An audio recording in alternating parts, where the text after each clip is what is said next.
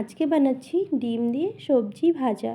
ডিম দিয়ে সবজি ভাজা বানানোর জন্য কেটে নিচ্ছি আলু, সিম, বিনস, গাজর, পেঁয়াজ, নিয়ে নিচ্ছি ডিম। কড়াইতে দিচ্ছি সরষের তেল, তেল গরম হয়ে গেছে, দিয়ে দিচ্ছি ডিম, দিয়ে দিচ্ছি সামান্য একটু নুন।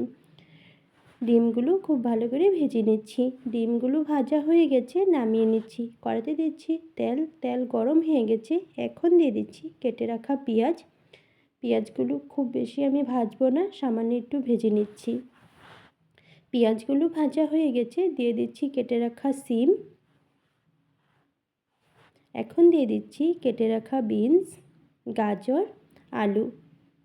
পেঁয়াজের সাথে খুব ভালো করে সবজিগুলো কিছুক্ষণ ভেজে নিচ্ছি। এখন দিয়ে দিচ্ছি পরিমাণ মতন হলুদ গুঁড়ো, স্বাদ মতো নুন, আবারও কিছুক্ষণ ভেজে নিচ্ছি।